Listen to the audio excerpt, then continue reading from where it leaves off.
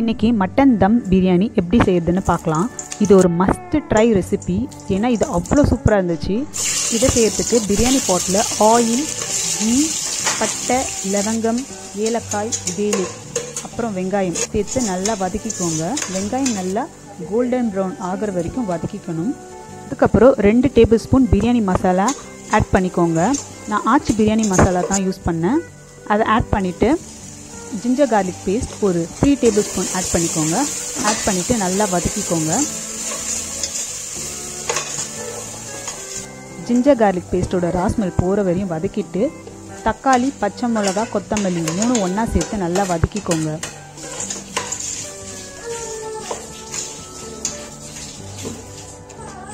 அதுக்கப்புறம் salt add பண்ணிக்கோங்க.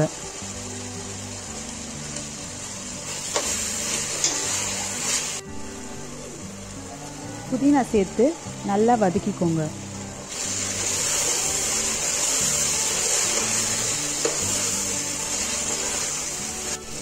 அதுக்கப்புறம் 1/2 கப் தயிர் ஊற்றி நல்லா வதக்கிக்கோங்க. அதுக்கப்புறம் மேரினேட் பண்ண மட்டனை இதில் சேர்த்து நல்லா வதக்கிக்கோங்க.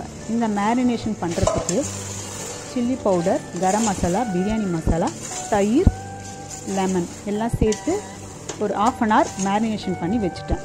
அதை இதில் ஆட் பண்ணியாச்சு. மட்டன் வேகிறதுக்குள்ளே ஒரு பாத்திரத்தில் தண்ணி, சால்ட், பட்டை, கிராம்பு, ஏலக்காய், வேலி, கொஞ்சம் ஆயில் எல்லாம் சேர்த்துட்டு கொதி வர வரையும் விட்டுட்டு அதுக்கப்புறமா நான் பாஸ்மதி அரிசியை வாஷ் பண்ணி 1/2 அன் ஹவர் ஊற வச்சுட்டேன். அதை இதில் ஆட் பண்ணிவிடுங்க. இந்த பாஸ்மதி அரிசி 70% வெந்ததும் நம்ம தம் போட ஆரம்பிச்சிடலாம். 1 லேயர் ரைஸ், 1 லேயர் மட்டன் தொக்கு, இந்த மாதிரி ஒரு 3 ப்ராசஸ் இதே மாதிரி பண்ணிவிட்டு வாழை இலையில் மூடி தம் போட்டுட்டேன். இந்த வாழை இலை போடுறதுனால டேஸ்ட் ரொம்ப நல்லாயிருக்கும்.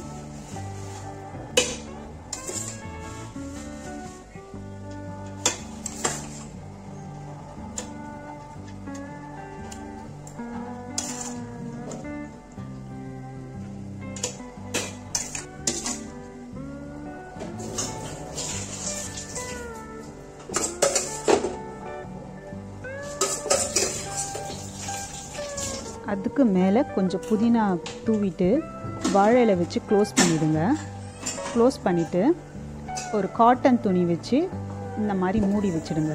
சிம்மில் இது ஒரு 10 மினிட்ஸ் வேகணும். அதுக்கப்புறமா ஓப்பன் பண்ணி வாழை இலை எடுத்தோம்னா சூப்பரான தம் பிரியாணி ரெடி ஆயிடுச்சு. இது ஒரு கண்டிப்பாக நீங்கள் ட்ரை பண்ணி பார்க்கணும். ஏன்னா இது அவ்வளோ டேஸ்ட்டாக இருந்துச்சு. இந்த வீடியோ பிடிச்சிருந்தா மறக்காமல் லைக் பண்ணி ஷேர் பண்ணுங்கள்.